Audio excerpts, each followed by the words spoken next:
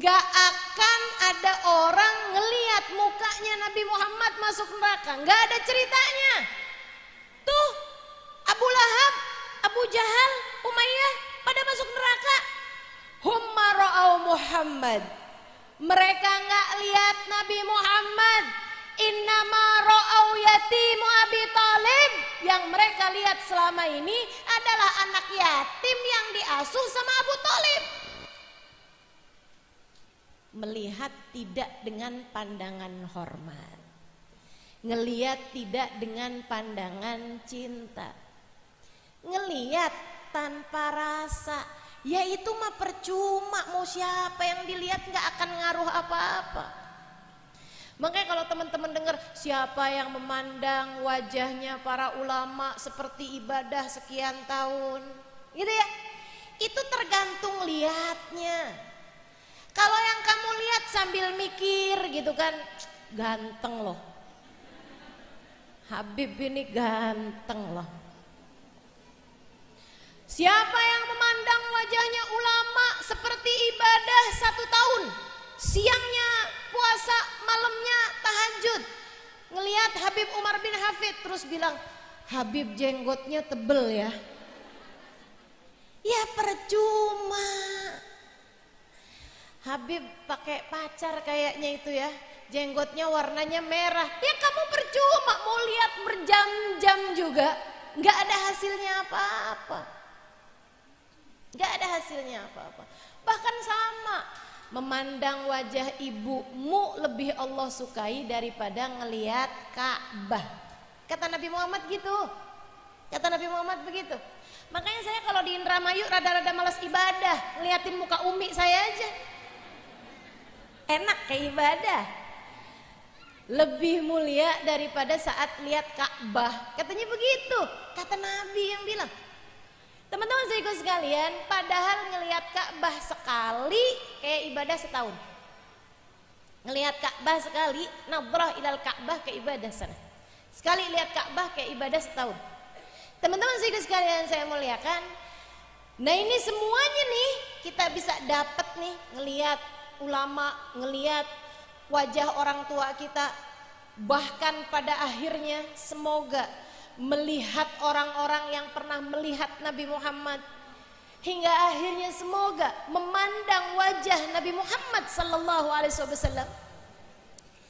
Ini bisa kita dapatkan fadilahnya kalau kita memandangnya dengan pandangan penuh cinta, penuh sayang. Mau kamu bolak-balik ngelihat mamah kamu, ibu kamu, emak kamu, tapi ngelihatnya gini, mah, mama kenapa sih mah? Apa ya kok sambil ngeliatin mamanya sambil mama ini cerewet deh mah. Ya nggak ada hasilnya apa-apa. Semuanya mesti pakai cinta. Orang ngelihat mukanya Nabi Muhammad sallallahu alaihi wasallam. Man ra'a wajhaka yas'ad. Siapa yang ngelihat Nabi Muhammad sekali, yas'ad fid darain, bakalan selamat dunia akhirat. Bakalan beruntung dunia akhirat. Kecuali seperti yang tadi saya bilang, yang dilihatnya anak yatimnya Abu Thalib, bukan Nabi Muhammad. Ngelihatnya cuman anak yatim ditinggal bapaknya terus diasuh sama Abu Thalib. Ya kayak biasa aja, nggak ada yang spesial. Tapi begitu ngelihat Nabi Muhammad, hamba wahyu dari Allah. Begitu ngelihat Nabi Muhammad, manusia paling tercinta di sisi Allah. Begitu ngelihat Nabi Muhammad, orang yang namanya bersanding dengan nama Allah. Begitu ngelihat Nabi Muhammad, kebayang firmannya, kebayang sabdanya, Adam wa man dunahu tahta liwa'i yaumal qiyamah. Adam dan nabi-nabi sesudahnya hanya akan berada di belakang benderaku. Memandang wajah Nabi Muhammad, memandang penyelamat hidupnya, memandang awwalu syafi'in wa musyaffa', pemberi syafaat dan yang diberikan syafaat oleh Allah Subhanahu wa taala. Kalau mandangnya begitu, man ra'a wajhaka yas'a. Siapa yang ngelihat Nabi Muhammad beruntung, keberuntungan yang gak ada taraf banding. Teman-teman saudariku sekalian yang saya muliakan, orang tuh dari sialnya ada yang tinggal barengan sama Nabi aja gak bisa lihat Nabi loh. Namanya Ummu Jamil. Dengerin nih cewek-cewek nih. Ini cewek semua nih kan. Dengerin. Saya mau cerita kepadamu tentang cewek sial. Biar kita tidak termasuk di dalamnya insyaallah. Cewek sial namanya Ummu Jamil. Itu artinya ibu, ratu. Al-Jamil artinya kecantikan. Jadi nih ya, dari cakepnya sampai orang-orang lupa siapa namanya, manggil dia ratu kecantikan. Perempuan tercantik sekota Mekah. Tapi seperti yang tadi saya sampaikan, perempuan paling sial. Makanya nih, yang dikasih sama Allah nggak cakep-cakep amat kayak kita ini, mesti bersyukur karena ternyata orang paling sial perempuan cantik. Jadi cantik belum tentu bahagia, Dek. Cantik bisa juga sial, Dek. Masya Allah. Si Ummu Jamil ini adalah perempuan paling sial. Allah cerita dalam Al-Quran. Kata Allah, tabbat yada abi lahabin utab ma aghna anhu maluhu wa ma kasab. Saya setelah naran dzata lahab. Habis itu tuh dia tuh diceritain tuh. Wa mra'atuhu, bininya sekalian kata Allah. Siapa bininya Abu Lahab? Ini dia yang saya ceritain nih, si Ummu Jamil. Bininya Abu Lahab. Ibu, kita tuh kalau ngebayangin ya orang jahat pasti mukanya jelek, padahal salah loh. Ummu Jamil tuh cakepnya cewek di Mekah. Abu Lahab cakepnya cowok di Mekah. Punya anak, ya ampun. Udah deh, cakepnya luar biasa. Kita melewat di belakangnya maksudnya. Ya Allah Bu, namanya Zainab. Cantiknya luar biasa. Perempuan ini yang kabarnya pernah mau dinikah sama Sayyidina Ali bin Abi Thalib, yang kemudian dilarang sama Nabi Muhammad sallallahu alaihi wa ala alihi wasallam. Teman-teman saudariku sekalian yang saya muliakan, ini si Ummu Jamil. Turun firman Allah, tabbat yada abi lahabin wa tab. Mencela Nabi Muhammad, mencela Abu Lahab suaminya, mencela anak-anaknya, mencela dia. Kesel banget dong. Gara-garanya tuh turun ayat waktu Nabi Muhammad jahar bidakwah, ngasih tahu orang-orang, saya nih nabi kalian. Orang-orang diem aja kecuali Abu Lahab. Abu Lahab bilang, tabban laka ya Muhammad ali hadza jama'atana. Kurang ngajar nih Muhammad. Kamu kira kita nih pada gabut apa? Enggak ada kerjaan apa? Ali hadza jama'atana. Untuk pengumuman enggak penting kayak begini, kamu mengumpulkan kami orang-orang penting ini. Kesel Abu Lahab sama Nabi Muhammad karena merasa bahwa Nabi Muhammad itu ngaku-ngaku aja jadi nabi. Nabi Muhammad sedih, diem aja. Allah jawab, tabbat yada abi lahabin wa tab ma aghna anhu maluhu wa ma kasab. Kata Allah, yang celaka bukan kekasihku Muhammad, akan tetapi kamu wahai Abu Lahab, celakalah kamu dan sungguh kamu telah celaka. Makanya Bu, kalau kita itu dicela orang, kalau kamu milih bales, ya udah kamu yang bales. Tapi kalau milih kayak Nabi, kamu diem tetap berbuat baik sama setiap orang, nanti Allah yang bales. Tapi kamu jangan doa, ya Allah bales ya Allah. Kata Allah, nah saya mau ngampunin dia, kenapa emang? Nggak bisa ya Allah, pokoknya harus balas. Allahnya kita atur. Kata Allah, padahal aku tuh punya sifat pemaaf, kenapa kamu minta saya buat balas-balesan? Gak usah ya. Jadi teman-teman saya ikut sekalian, Nabi Muhammad alaihi salatu wassalam, Nabi diem, Allah balas, tabbat yada Abil Habib, ma aghna anhu maluhu wa ma kasab. Enggak manfaat yang kamu udah kerjain Abu Lahab. Wa ma kasab, harta kamu enggak manfaat, anak kamu enggak manfaat. Saya selana ronda talahab, kamu bakalan masuk dalam api neraka yang berkobar-kobar. Wa mra'atu, sama bini kamu tuh sekalian. Kena tuh sama bini-bininya. Makanya nih bini-bini ini jangan jadi partner keburukan. Ntar kalau suaminya sial, bininya ikutan kena juga. Jadi kalau suamimu lagi ngerjain dosa gitu ya, kalau kamu gak bisa menjadi perubahan untuk taubat dia, sekurangnya jangan ikut-ikutan ngerjain dosa. Makanya nih buat adik-adik yang belum nikah, jangan pernah mau nikah sama pelaku-pelaku dosa, apalagi pelaku dosa besar. Dideketin sama cowok tukang mabok, jangan mikirnya gini, siapa tahu dah kalau kawin sama saya dia jadi taubat. Bisa, tapi bisa juga kamu yang ikutan mabok. Betul gak? Dideketin sama orang gak sholat, jangan mau deh. Jangan mau. Jangan mikirnya gini, ya siapa tahu gitu kalau habis kawin sama saya, dia siapa tahu gitu jadi preman insaf. Belum tentu, bisa jadi kamunya yang kemudian subuhnya jadi berantakan, kebawa sama dia. Jangan mau ketularan sama hal-hal buruk. Ini akhirnya kayak si Ummu Jamil. Ummu Jamil gak ikut-ikutan bilang, tabban laka ya Muhammad, celaka nih kamu Muhammad. Gak ikutan, Ummu Jamil diam. Tapi dia partner, dia ikut-ikutan kesel, dia ikut-ikutan marah, dia ikut-ikutan benci sama Nabi Muhammad.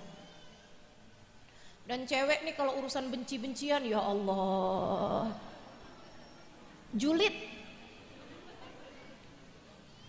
Gitu kan ya? Cewek kalau udah urusan sebel sama orang, mukanya gak bisa bohong. Ngeliatin aja, ya ampun. Kita nggak gitu insya Allah. Kita nggak kayak Ummu Jamil insya Allah. Satu hari Ummu Jamil nyamperin Nabi Muhammad, dia nanya-nanya sama orang, Muhammad mana tuh si Muhammad? Ponakan kan? Ponakan suaminya. Si Muhammad mana tuh Muhammad? Lagi deket Ka'bah sama Abu Bakar. Oh, sebelum masuk ke masjid nyari dulu senjata, ketemu batu lumayan gede batunya. Ah, ini dia nih, batu gede dibawa sama dia. Nyari Nabi Muhammad, kelihatan Sayyidina Abu Bakar. Dideketin sama dia.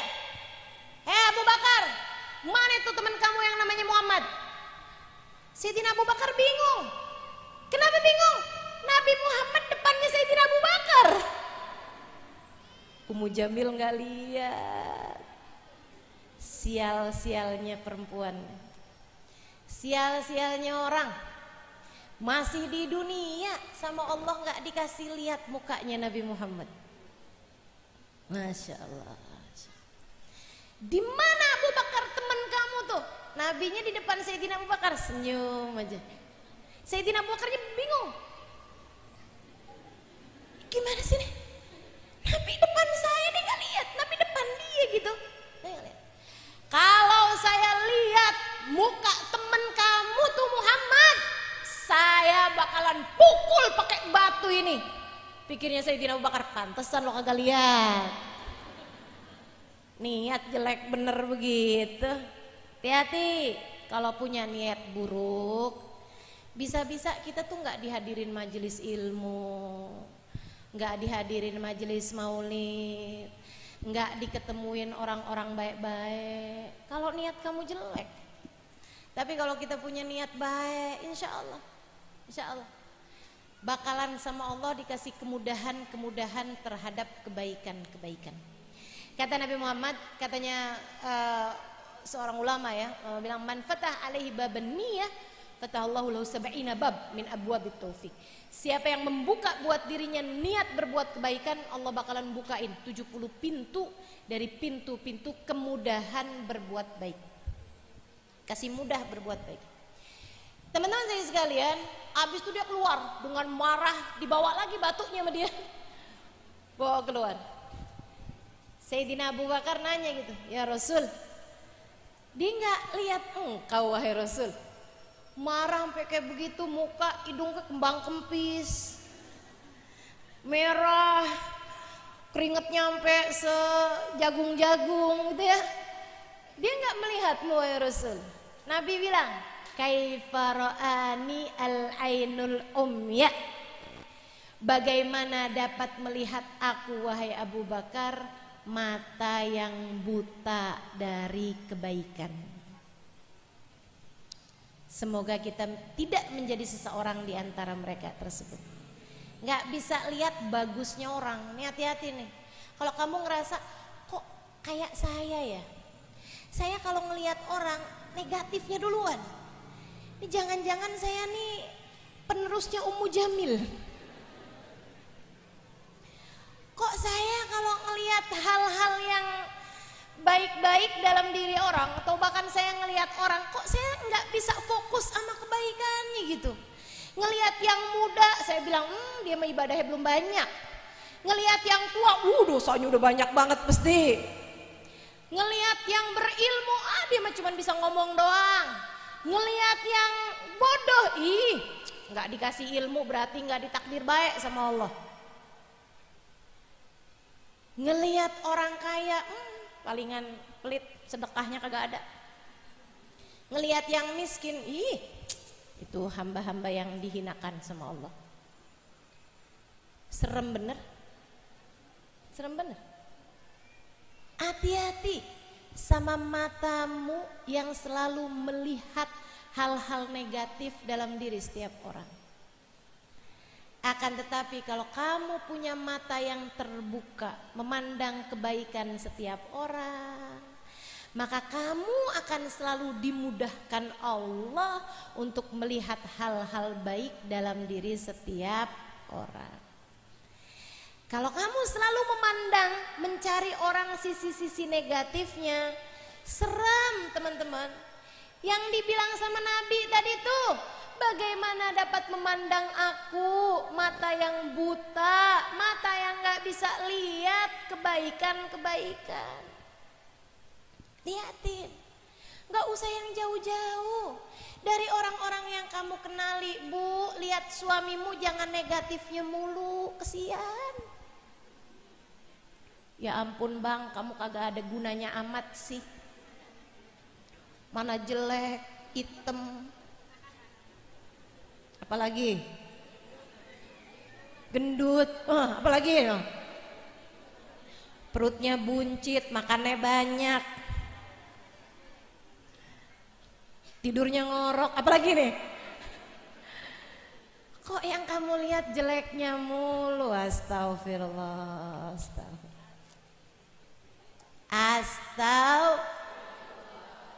Coba mulai sekarang, liatin suaminya senyum. Suaminya bilang, kenapa kamu lihat-lihat saya gitu? Seneng jadi istri abang. Orangnya baik, gak pernah ninggal sholat, gak pernah mukul saya. Kalau saya salah abang maafin, makasih ya bang. Itu kan enak ya. Yuk teman-teman, lihat sisi-sisi baik dalam diri setiap orang. Anakmu juga gitu. Makanya jangan suka banding-bandingin anak orang, kesian anaknya. Lihat sisi-sisi baiknya. Semakin pandai kamu melihat kebaikan dalam diri setiap orang, matamu akan semakin terbuka, hingga semoga matamu diizinkan memandang yang paling indah, bagindamu Nabi besar Muhammad sallallahu alaihi wa ala alihi wasallam. Ada orang tua tinggalnya di kampung. Kampungnya dekat Mekah. Dia masuk Islamnya telat. Masuk Islam sesudah Nabi Muhammad hijrah ke Madinah. Dia udah tua, umur di atas 70-an tahun, udah gak kuat kalau suruh jalan jauh-jauh. Dia nanya-nanya gitu sama yang ngajarin dia masuk Islam, nabinya sekarang di mana? Di Madinah dia trip. Naik apa itu ke sono? Naik unta bisa, naik kuda bisa. Gak kuat dah. Ya udah, dia belajar sholat, dia minta diceritain hari-hari tentang Nabi Muhammad. Nabi gimana sih? Nabi orangnya kayak apa sih? Ustadz, Nabi orangnya kayak apa Ustadz? Nanya terus. Sambil kangen, ya Allah pengen ketemu Nabi, tapi umur udah tua, badan udah gak sehat. Tapi terus minta, ya Allah pengen ketemu sama Nabi Muhammad, pengen ketemu sama Nabi Muhammad, pengen ketemu sama Nabi Muhammad. Matanya selalu bisa melihat keindahan-keindahan. Hatinya dipenuhi dengan cinta, pengen ketemu sama Nabi. Tahun ke-8, enggak ding, tahun ke-10 Nabi datang buat haji wada. Nah dia udah masuk Islam tuh, beberapa bulan bahkan beberapa tahun sebelum itulah dia masuk Islam. Nabi datang ke Mekah untuk haji wada. Dia girang bener denger Nabi Muhammad lagi ada di Mekah. Ampun, Nabi datang juga nih deket kampung saya. Misalnya gitu ya. Misalnya dia ini orang Bangkir gitu, misal. Kalau disuruh pergi ke Surabaya kan kejauhan. Tahu-tahu nih yang diidolakan datang ke Indramayu. Nah kan deket dari Bangkir ke Indramayu mah. Gitu ya. Dari Bangkir ke Sindang doang mah kan deket. Akhirnya dia samperin juga tuh. Saya mau ketemu Nabi Muhammad. Udah dari berapa malam tuh dia udah gak bisa tidur. Tiap kali tidur kebangun senyum-senyum. Mau ketemu Nabi Muhammad. Akhirnya datang hari yang dia rencanakan. Udah mandi cakep berangkat tuh. Dari kampungnya dia nih ke kota Mekah. Nyampe di Mekah pengen mau ketemu sama Nabi Muhammad langsung, tapi dia pernah dengar orang kalau langsung masuk Mekah itu harus tawaf. Sebelum diwajibkannya haji dan lain sebagainya, itu memang orang di mana-mana tuh kalau masuk Mekah kewajiban pertamanya adalah tawaf. Jadi dia mikir, ya udah dah, saya mau tawaf dulu. Entar kalau udah selesai tawaf, baru saya mau nyari Nabi Muhammad ada di mana nih sekarang. Jadi dia dengan tubuh rentaknya dia tawaf. Temu Hajar Aswad dia cium, dia tawaf. Tengahan tawaf tuh dia ngerasa gini loh, ya Allah, Allah baik bener sih sama saya. Ya Allah, saya nih loh kayak begini gitu. Hidup kagak ada baik-baiknya gitu.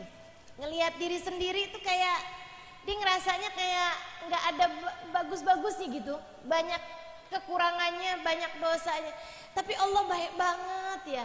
Segini tuanya saya dimasukin Islam, ya Allah makasih. Segini tuanya saya dijadiin umatnya Nabi Muhammad, ya Allah makasih, makasih.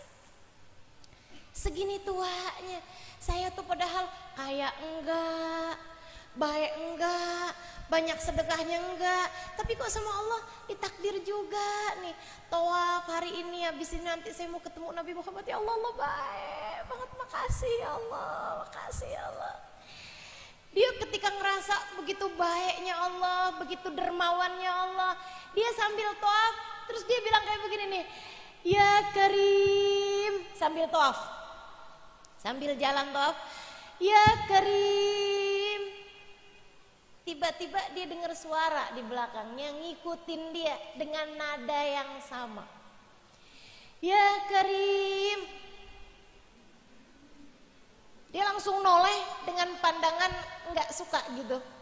Maksudnya mentang-mentang saya tua, mentang-mentang saya kelihatan kayak bukan orang berilmu, saya ngomong diikut-ikutin. Gitu ya. Dia noleh. Pas dia noleh, yang dilihat mukanya orang cakep bener. Orang tuh emang suka rada sungkan sama orang cakep. Jadi dia mau marahin nih orang nih.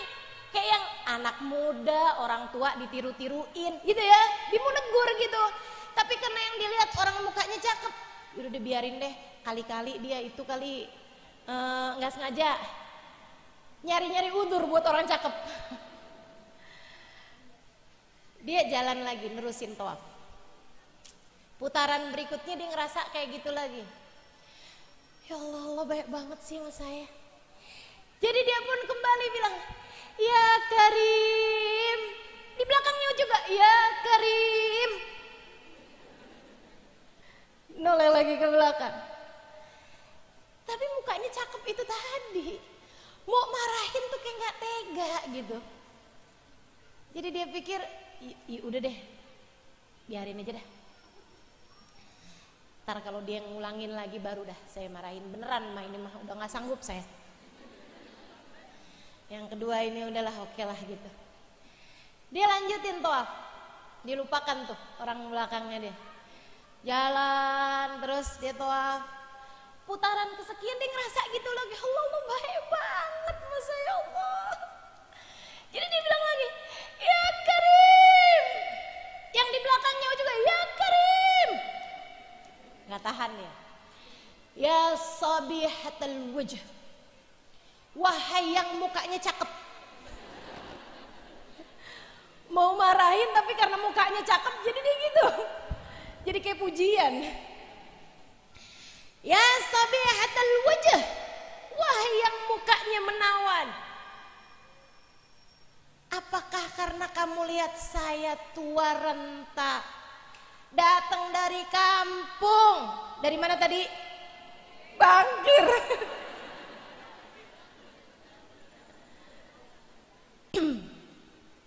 Apakah karena kamu melihat saya ini orang tua renta, datang dari kampung, tidak berpendidikan, kemudian kamu menjelek-jelekan saya, ngikut-ngikutin saya, kamu mengolok-ngolok saya? Apakah karena saya ini orang tua jelek datang dari kampung?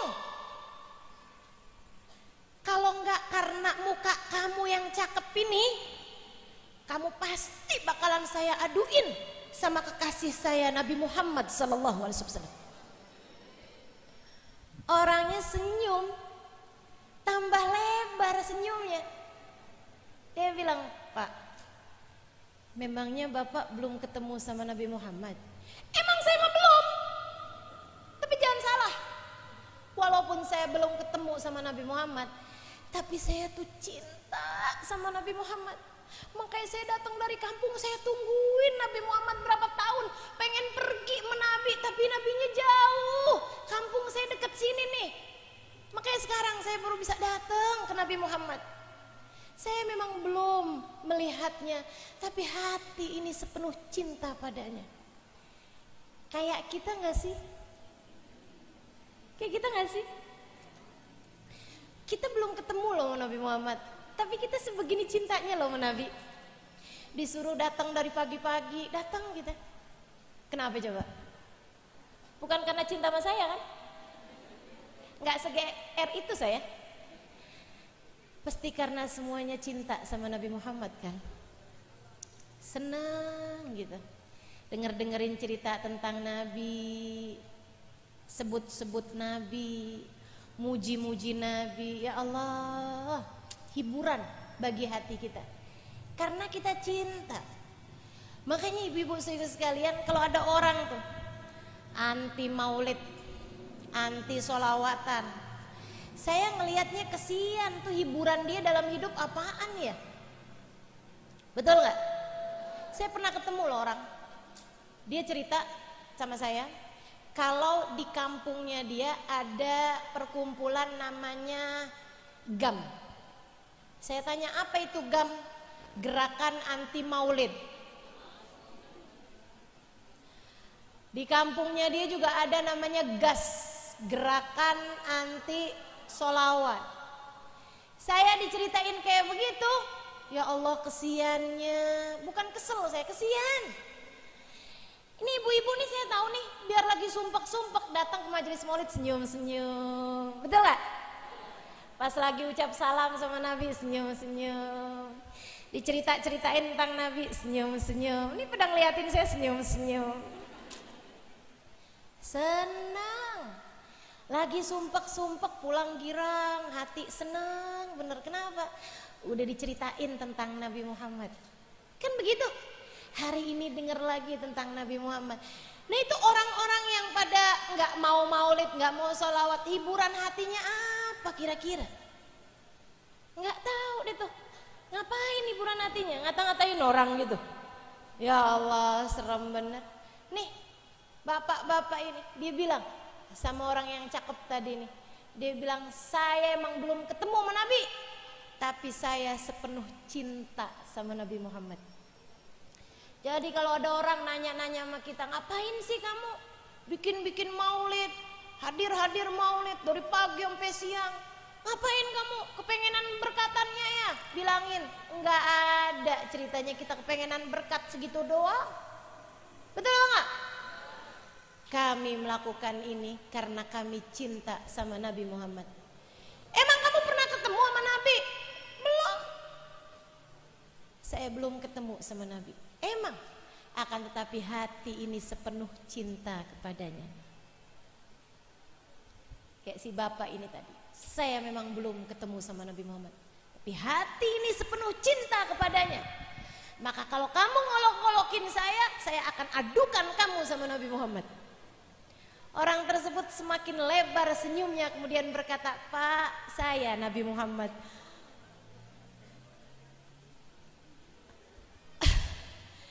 Engkau Rasul, engkau Nabi Muhammad. Dipegangin tangannya gemeteran. Dia kemudian pegangin tangan Nabi Muhammad. Ya Rasulullah, maafkan saya Rasul, saya nggak tahu Rasul. Maafkan saya Rasul. Dipegangin tangan Nabi Muhammad dengan gemeteran. Dia senyumin, dia ciumin tangan Nabi Muhammad bolak-balik, dia ciumin. Dipegangin tangan Nabi, Rasul, maafkan saya nggak tahu Rasul, maafkan saya Rasulullah. Nabi kemudian bilang, jangan Pak, jangan perlakukan saya seperti orang Yahudi memperlakukan Nabi. Jangan Bapak. Ditarik tangannya Nabi Muhammad. Pemandangan ini, momen ini ditonton sama jutaan malaikat dari atas langit. Wih, kejadian nih, breaking news. Seru bener nih. Ini ada apaan nih? Ini orang tua, ya ampun seru banget nih. Pada nontonin di atas langit. Begitu Nabi Muhammad angkat tangannya, malaikat-malaikat kecewa. Allah segera turunkan malaikat Jibril. Rasul, jangan larang orang mencintaimu, memuliakanmu. Biarin. Dia mau cium tanganmu, biarin Rasul. Dia mau sebegitunya terhadapmu, sampai gemeteran tangan, biarin. Dia melakukannya karena cinta, nggak apa-apa. Allah telah memuliakanmu dengan derajat yang tinggi di sisinya. Maka biarkan orang berbuat hal yang seperti itu kepadamu. Allah berkirim salam padamu wahai Rasul, memberitahu bahwa engkau telah diangkat sama Allah setinggi-tingginya. Maka meski orang memuliakanmu seperti apa, kurang dari Allah memuliakanmu. Allah tuh udah naruh tempatnya 100. Orang bisa ngapain kamu aja, itu gak bakalan nyampe sampai kayak begitu gitu. Jadi gak apa-apa, biarkan orang melakukan memuliakanmu dengan seperti yang mereka mau. Akan tetapi Allah juga kirim salam sama si A'rabi.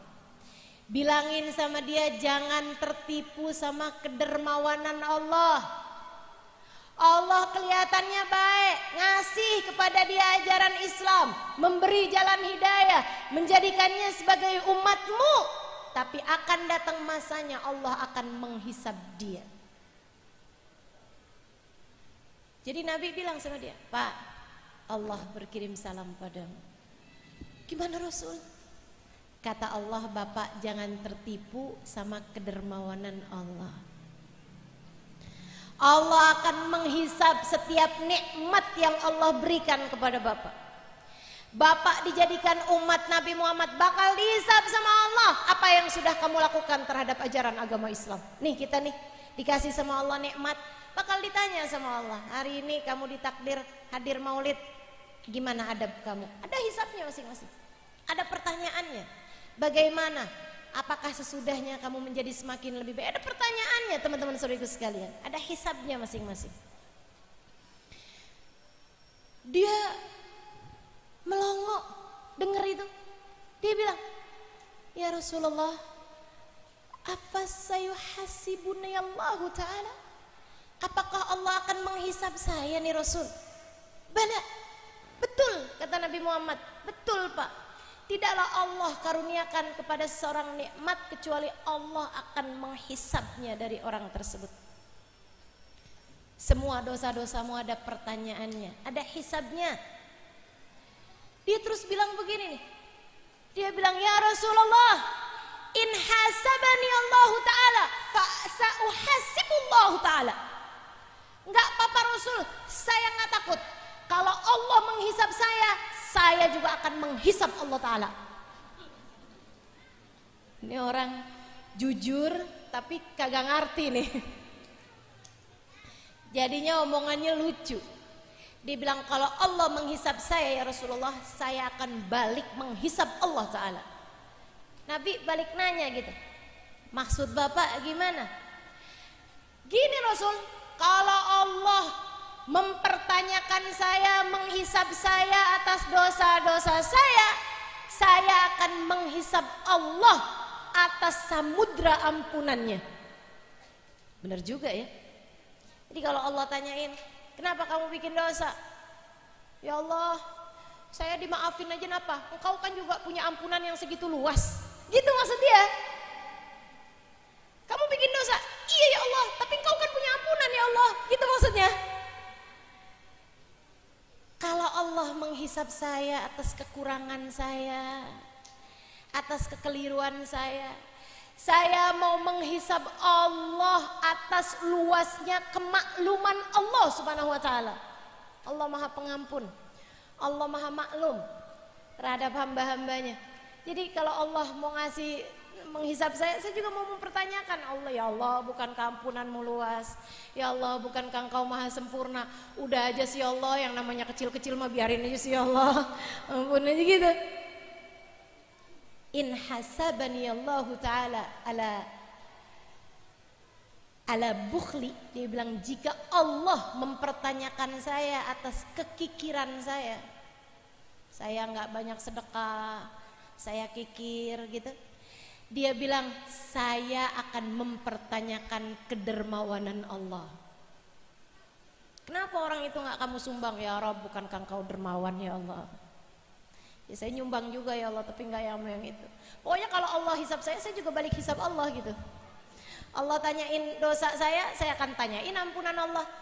Allah tanyain tentang kekurangan saya akan tanyain kemahasempurnaan Allah. Allah tanyain kekir-kiran saya akan mempertanyakan kedermawanan Allah. Nabi bayangin orang ini, ya Allah, nih orang gimana sih? Masa dia mau hisab sama Allah gitu? Gimana modelnya sini umat saya nih, ya Allah, kok kayak begini modelnya ya? Nabi nangis kemudian. Nabinya nangis gitu. Hatta talat lihiyatu. Nabi bayangin nih orang nih, adabnya sama Allah gimana ini ya? Kok kayak gini nih umat saya nih? Nabi nangis hatta talat lihiyatu, sampai basah jenggot beliau. Malaikat langit pada bingung lagi. Ini kok ceritanya jadi sedih gini ya? Padahal tadi seru tuh ceritanya. Kenapa Nabi pakai acara nangis-nangis gini, kita jadi ikutan sedih? Malaikat Jibril turun lagi, kemudian ngasih tahu, ya Rasulullah, kuf an bukaek, tahanin tangismu wahai Rasul, jangan nangis. Engkau membuat guncangnya arsy Allah, karena segenap malaikat-malaikat ikut terisak menangis bersama dengan tangisanmu wahai Rasul.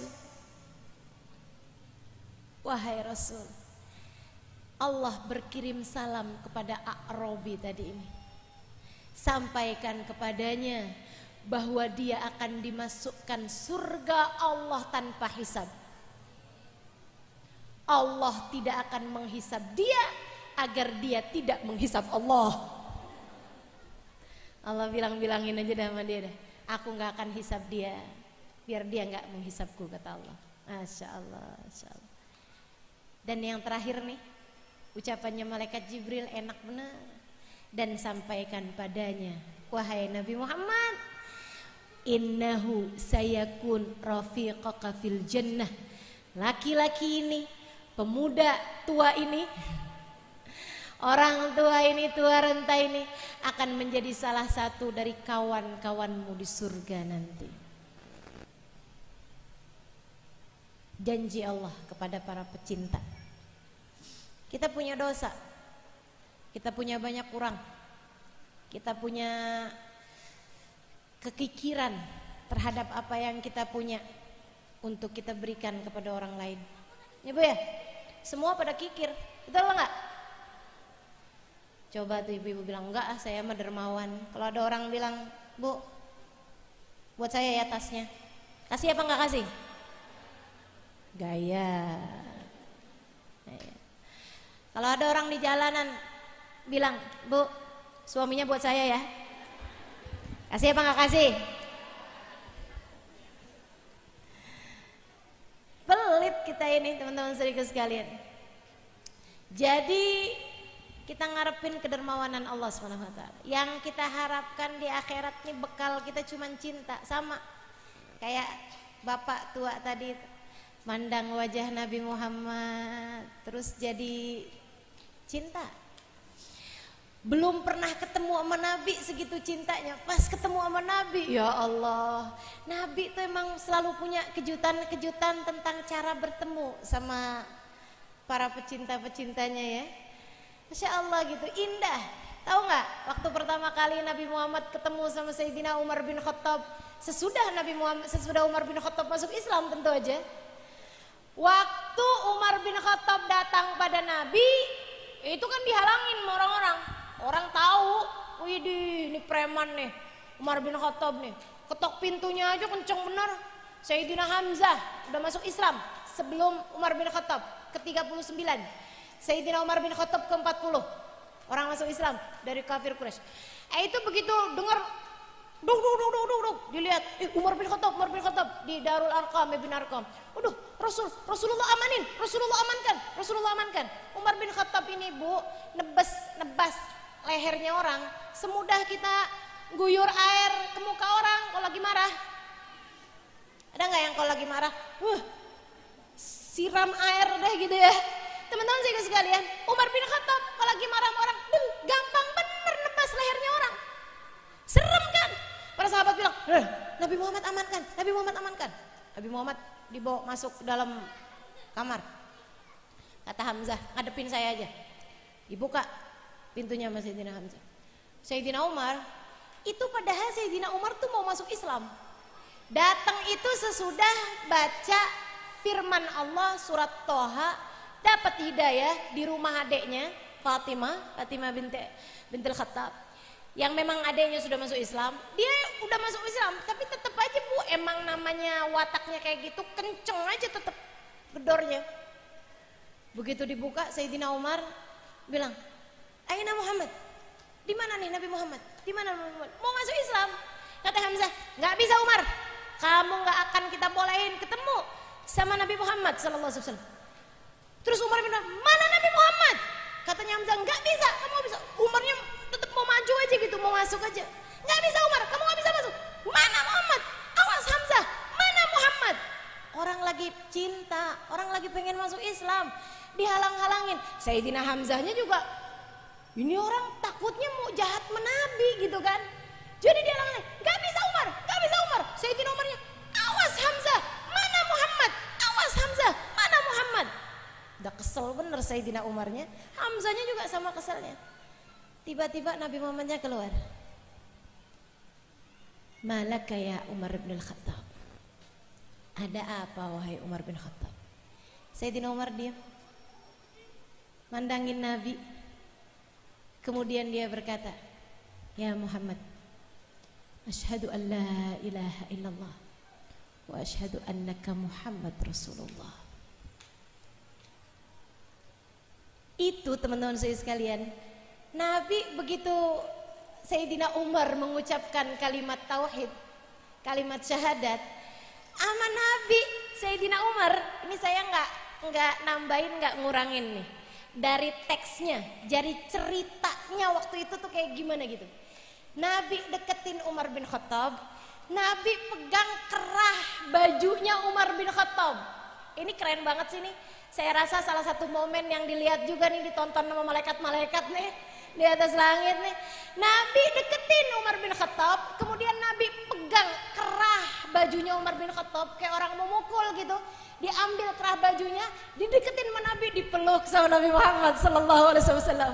Orang semasjid, serumah itu kemudian Allahu Akbar, Allahu Akbar, Allahu Akbar, walillahil hamd, pada keluar semuanya, masya Allah, sallallahu alaihi wasallam. Selalu punya cara yang indah untuk berjumpa dengan masing-masing di antara para pecinta-pecintanya. Mudah-mudahan kapan-kapan waktu kita bisa ketemu sama Nabi Muhammad dengan cara yang paling indah, yang paling kita inginkan, dengan cara paling indah yang paling bisa, paling nikmat Allah SWT berikan. Kapan? Di akhirat. Di akhirat. Ustazah boleh gak sih pengen ketemu sama Nabi dari sejak di dunia? Harus, kamu harus pengen. Tapi jangan dijadikan sebagai apa ya, target utama. Jangan. Walaupun mimpi Ustazah, walaupun mimpi. Katanya Habib Umar bin Hafid begini nih. Ru'yak tasur wala taghur. Mimpi bagus itu jadi kabar gembira untukmu, tapi jangan sampai jadi penipumu. Berapa banyak orang yang kemudian tertipu karena mimpi-mimpi baik yang dia pernah mimpiin. Mimpi ketemu sama Nabi, padahal masih punya banyak kekurangan karena memang dia maksa. Caranya gimana sih biar ngimpi Nabi? Dia baca tuh sholawat sebanyak-banyaknya, diamalkan apa aja. Katanya kalau ngamalin ini bakalan begini, ngamalin ini bakalan begini. Akhirnya lama-lama ngimpi gitu. Seneng luar biasa. Tapi takutnya kalau tidak datang pada waktu yang tepat, takutnya ya karena setengah maksa itu tadi ya, ngamalin segala macem. Cita-citanya emang satu aja gitu, pengen mimpi Nabi Muhammad alaihissalam. Yang akhirnya dia ngelihat Nabi Muhammad, dia ngimpi Nabi Muhammad, tapi rasa tertipunya lebih besar daripada kegembiraannya. Sehingga akhirnya dia ngerasa, ih saya dong ngimpi Nabi. Yang lain-lain tuh ya, pada bisa hadir-hadir maulid Nabi Muhammad, gak pernah ngimpi Nabi. Saya tuh memang sesolehah ini loh. Itu bahaya teman-teman, itu bahaya. Perasaan dirimu, menganggap dirimu orang yang di dunia aja sih udah ketemu sama Nabi, gimana di akhirat? Udah pasti dicari sama Nabi Muhammad. Itu bahaya. Itu bahaya. Perasaan hatimu merasa diri seseorang di hadapan Allah, di hadapan Nabi Muhammad, itu bahaya teman-teman saudariku sekalian. Makanya kalau ditanya pengen gak ngimpi Nabi Muhammad? Banget kepengennya. Tapi kamu amalin apa biar mimpi Nabi Muhammad? Nggak berani gitu. Saya kalau ditanya ustazah, puncak cita-cita ustazah apa? Pengen jadi orang yang disenengin gitu sama Nabi Muhammad. Disenengin aja deh udah. Pokoknya asal Nabi Muhammad nggak marah aja udah cukup deh buat saya. Pengen jadi seseorang yang diridhoi sama Nabi Muhammad. Nabi ridho sama saya udah cukup. Udah cukup. Nggak usah ngimpi Nabi ustazah. Nggak usah. Yang penting di akhirat harus ketemu sama Nabi Muhammad. Dunia nggak apa-apa. Nggak usah nggak apa-apa. Nggak usah nggak apa-apa. Yang penting saya bisa jadi khadim Nabi Muhammad. Saya bisa jadi orang yang menyampaikan tentang Nabi Muhammad. Saya bisa jadi orang yang punya banyak saksi di hadapan Nabi Muhammad. Itu cita-cita saya. Makanya kalau saya ditanya, ustazah bosen gak sih ustazah? Hadir maulid sana sini kemana-mana, bosen gak ustazah? Enggak. Ustazah capek nggak? Kadang-kadang, tapi tidur kan habis itu hilang capeknya. Ustazah bosan nggak cerita tentang Nabi Muhammad? Nggak pernah bosan.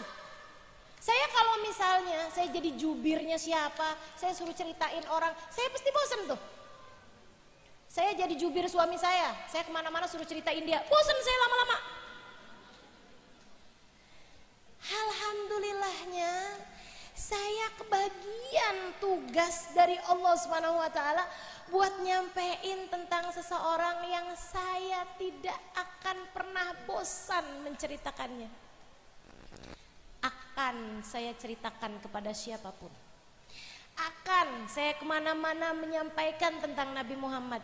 Kenapa? Karena saya berharap dari semua yang mendengarkan akan menjadi saksi saya di hadapan Nabi Muhammad di akhirat. Masa Nabi bisa syafaatin orang terus saya nggak disyafaatin? Kalau saya nggak disyafaatin sama Nabi di akhirat, yang bakalan protes sama Nabi banyak. Itu tujuan saya. Kalau sampai kenapa-napa saya, Nabi tinggalin saya yakin orang dari Madura, orang dari Bangkir, dari Peranggong ya, orang dari Batam, dari Brunei, dari Singapura, dari Australia, dari Yaman, dari Mesir, dari mana bakalan protes. Ya Allah, saya pernah loh duduk di majelis dia ceritakan tentangmu Rasul. Sekarang saya aja masuk surga di belakangmu. Masa dia ditinggalin kesianan amat sih Rasul? Biar Nabi gak punya alasan untuk tidak menyelamatkan saya. Itu tujuan saya teman-teman. Biar saya bisa jadi seseorang yang pantas ada di belakang Nabi Muhammad. Karena saya sepengen ini ketemu sama Nabi Muhammad. Saya ceritain tentang Nabi Muhammad meskipun saya gak pernah ketemu sama Nabi Muhammad. Karena saya serindu ini sama Nabi Muhammad. Karena saya kepengen dirimu. Jika nanti datang di hari akhirat, kita digiring di belakang kalian, digiring di belakang Nabi Muhammad. Dan kalian tidak mendapati saya di antara kalian. Kalian bisa bertanya, Nabi tunggu dulu, saya mengenalmu dari Halim Al-Idrus. Kenapa engkau biarkan dia tertinggal tidak bersama denganmu saat ini?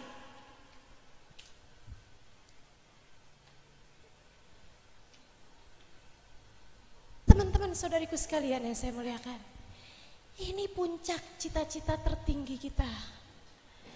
Jadi seseorang yang bisa bersama dengan Nabi Muhammad di akhirat nanti. Saya mengerjakan ini, tinggal masing-masing di antaramu bertanya-tanya, apa ya yang udah saya kerjain? Bikin saya juga rasanya Nabi gak enak gitu kalau mau nolak saya.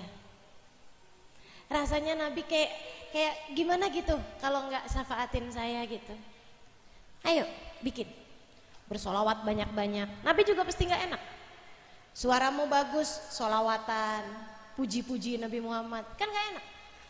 Nabinya kalau nggak mensyafaati kamu di akhirat, banyak muji kamu. Teman-teman saudaraku sekalian, dan Nabi tuh asli, Nabi itu rahmatnya gede banget, kasih sayangnya besar banget teman-teman saya sekalian. Orang pura-pura aja dikesianin loh sama Nabi. Tahu ceritanya? Beberapa tahun yang lalu ada satu ustazah, Ustazah Iman namanya, cerita. Dia aslinya dari Mesir, tapi dakwahnya di Amerika. Kapan waktu datang ke Jakarta, saya yang menerjemahkan dalam bahasa Arab. Jadi berbicara dalam bahasa Arab, saya terjemahin ke bahasa Indonesia. Dia cerita, dia bilang zaman saya muda, zaman saya remaja, kita di Mesir dihebohkan dengan berita tentang ada artis taubat. Ada artis pemain film taubat. Dia bilang artis ini nih, siang taubat ini nih, ceritanya gini. Dia itu mohon maaf, salah satu bintang paling berani di Mesir. Bintang film paling berani di Mesir. Buka-bukaan, kalau main film tuh, main film ya gitu dah, ada adegan-adegan ranjang gitu maksudnya. Dia main tuh bintang film panas lah Bu gitu, mainnya di bawah matahari gitu kan, depan kompor gitu, manggang roti gitu, panas. Jadi dia biasa main-main film yang kayak begituan, main film panas. Satu waktu perfilman Mesir itu bikin film tentang Robiah Al-Adawiyah, seorang waliyah min auliyaillah, Robiah Al-Adawiyah. Dipilihlah artis-artis yang mau memerankan Robiah Al-Adawiyah, tapi sutradaranya kekeh kepengen artis yang satu ini, si pemain porno ini, pemain pemain panas ini, teman-teman sekalian. Orang-orang udah pada protes, kenapa sih mesti dia, kenapa sih mesti dia, tapi sutradaranya tetap kekeh juga, saya maunya dia. Pokoknya dia bagus meraninnya, dia cakep, kayaknya nih pantas nih buat meranin Robiah Al-Adawiyah. Dia pun urusannya sama duit aja kan, sama karir gitu ya. Jadi dia oke, dia ambil, diembat sama dia. Dia pun memerankan jadi Robiah Al-Adawiyah. Pura-pura solehah, kan begitu. Orang kalau memerankan kan pura-pura. Jadi di film itu dia kan jadi solehah, karena bukan hanya solehah, waliyah bahkan di film itu. Jadilah dia di film tersebut sholat, di film tersebut bersolawat, di film tersebut menunjukkan rasa cinta yang besar kepada Nabi Muhammad. Pura-pura buat casting, tapi biar menjiwai dia juga ngerasa seperti itu gitu. Dia ngerasa mencintai Nabi Muhammad. Robiah Al-Adawiyah itu cintanya besar loh sama Nabi Muhammad. Dia pernah bilang, kata Robiah nih, saya pernah baca salah satu ungkapan Robiah Al-Adawiyah. Dia bilang, saya tuh kalau dengerin cerita Nabi Muhammad disuguhin makanan, ya Allah saya kepengen banget. Jadi apa? Jadi yang nyuguhin makanan? Atau jadi yang makan barengan sama Nabi Muhammad? Enggak, kata Robiah, enggak. Saya nggak kepengen jadi yang nyuguhin makanan atau yang nemenin makan Nabi Muhammad. Enggak segitunya saya. Bukan berarti nggak pengen, maksudnya nggak se-GR itu saya untuk jadi teman makannya Nabi atau untuk jadi orang yang nyuguhin makanan Nabi. Terus kamu mau jadi siapanya Robi? Jadi makanannya. Jadi makanannya mesti nih. Dimakan sama Nabi Muhammad. Enggak juga, kata Robiah. Terus kamu mau jadi siapanya Robiah? Saya kepengen jadi kayu bakarnya. Kayu bakar, kayu dibakar buat nyuguhin makanan yang diberikan kepada Nabi Muhammad.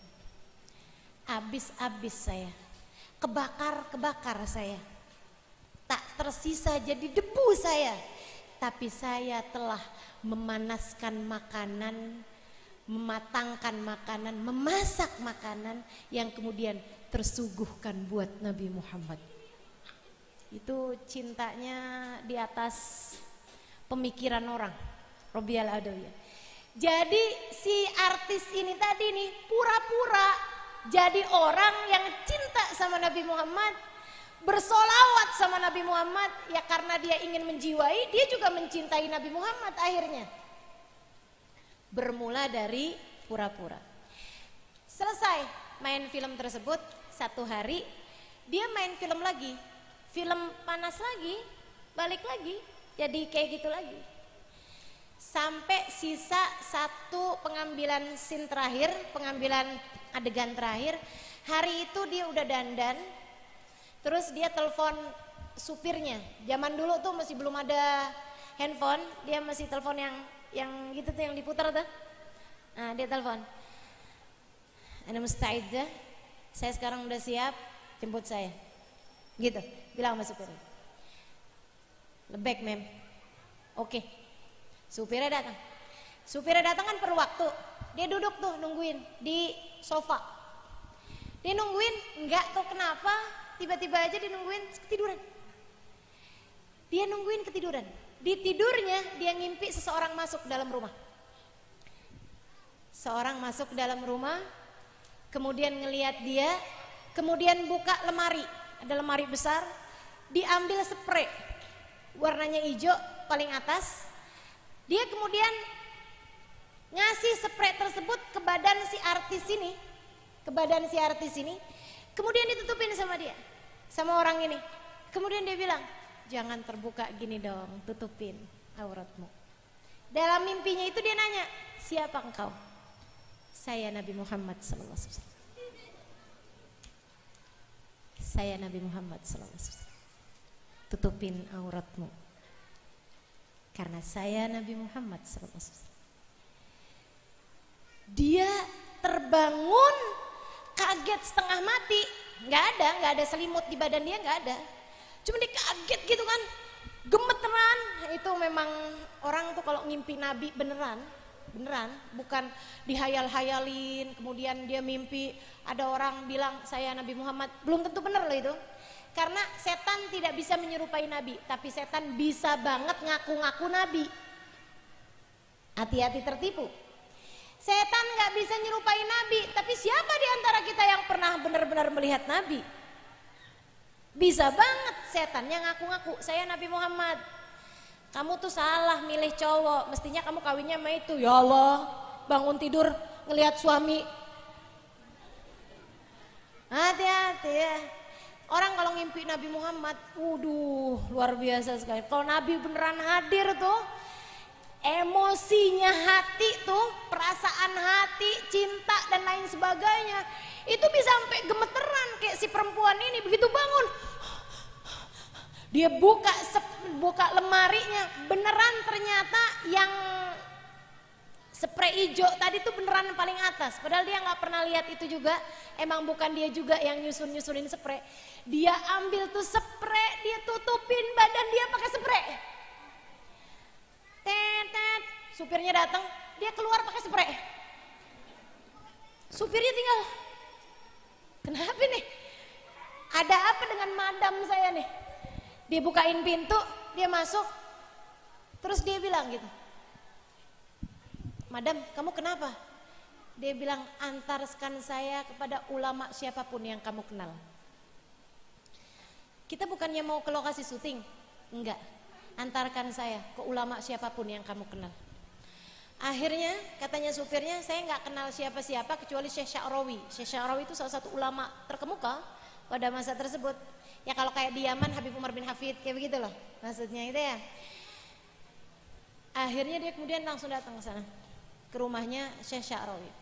Subhanallah, kebetulannya Syekh Sya'rawi sendiri yang bukain pintu. Jadi kaget banget kan Syekh Sya'rawi, bukain pintu ada orang pakai spray. Dandanannya menor tapi pakai spray. Begitu dibuka gitu kan, man anti, kata Syekh Sya'rawi, siapa kamu gitu. Perempuan tersebut nggak bilang saya bintang film, saya apa, enggak. Dia bilang, saya umat Nabi Muhammad Syekh. Saya umat Nabi Muhammad yang kemarin tersesat jalan dan sekarang ingin kembali kepadanya. Tolong bawa saya kembali. Saya umat Nabi Muhammad tersesat sepanjang jalan. Bawa saya kembali wahai Syekh. Tolong saya Syekh. Dengan linangan air mata. Tuh saya bayangin maskara pada blebet tuh. Bulu mata pada rontok ya. Syekh Sya'rawi kemudian dudukin dia, tanya-tanya sama Syekh Sya'rawi, dia nanyain, nih saya lagi ada adegan terakhir, kata Syekh Sya'rawi batalin, karena memang filmnya bukan nih. Kata Syekh Sya'rawi, udah nggak apa-apa kamu saya atur-aturin, gitu kan, kamu akan kena apa nih, kena denda, kena ini apa segala macam, kamu bayar-bayarin dah semuanya. Dia bilang lebih sih, kamu saya aturin pergi ziarah ke makam Nabi Muhammad SAW. Jadi katanya Ustazah Iman nih, kita nih di Mesir nih tiap buka TV semua beritanya dia nih, artis yang digugat sama sutradara, digugat sama film, digugat sama iklan, digugat sama apa gitu kan. Dan dia bayar, manajernya bayarin semuanya tuh, gugatan-gugatannya dibayar semua pakai uang. Orangnya itu yang digugat si perempuan ini lagi tawaf di Ka'bah, labbaik Allahumma labbaik, labbaik la syarika lak labbaik. Dunia habis bodoh amat, labbaik Allahumma labbaik, labbaik la syarika lak labbaik. Habis itu dia datang ke makam Nabi Muhammad sallallahu alaihi wasallam. Assalatu wassalamu alayka ya sayyidi ya Rasulullah. Khudh biyadi qallat hilati adrikni ya Rasulullah. Wahai Tuhan kami, wahai kekasih Allah, qallat hilati, ambillah uluran tangan saya nih, adrikni, Galat hilati, sudah sempit jalanku, saya nggak punya jalan keluar apa-apa. Adrikni ya Rasulullah, tolongin saya wahai Rasul. Tolongin saya wahai Rasul. Nabi kita Muhammad sallallahu alaihi wasallam baik, sama siapapun baik. Maka deketi Nabi akan berbuat baik pada kita, akan dikasihnya kita lebih daripada yang kita harap insya Allah, lebih daripada yang kita minta insya Allah. Dibawanya kita insya Allah teman-teman saudara sekalian menuju Allah subhanahu wa ta'ala. Syaratnya cuma satu, jangan pernah tinggalin Nabi Muhammad. Dah, kita sholat, kita nutup aurat, kita ninggalin dosa, biar enggak jauh dari Nabi Muhammad, biar enggak putus dari Nabi Muhammad, biar kita pantas ada di belakang Nabi Muhammad. Kita jadi istri yang solehah, kita jadi anak yang berbakti, kita jadi ibu yang baik didik anak-anak kita. Biar apa? Biar pantas di belakang Nabi Muhammad, biar pantas masuk surga di belakang Nabi Muhammad sallallahu alaihi wasallam. Sepanjang hidup di dunia, sisa-sisa waktu kita pakai buat deketin diri kepada Nabi Muhammad, sehingga mudah-mudahan mata kita ini Allah muliakan dengan menjadi orang yang man ro'a wajhaka yas'ad, menjadi orang yang akan menjadi bahagia, menjadi mulia dengan memandang wajah Nabi besar Muhammad sallallahu alaihi wa alihi wasallam insyaallah. Amin ya rabbal alamin. Rabbana zalamna anfusana wa illam taghfir lana wa tarhamna lanakunanna minal khasirin. Rabbana atina fid dunya hasanah wa fil akhirati hasanah wa qina adzabannar. Da'wahum fiha subhanakallahumma wa tahiyyatuhum fiha salam. Akhiru da'wana anil hamdulillahi rabbil Fatihah bil qabul wa tawfiq lisul wa ila hadrat rasul al-Fatihah.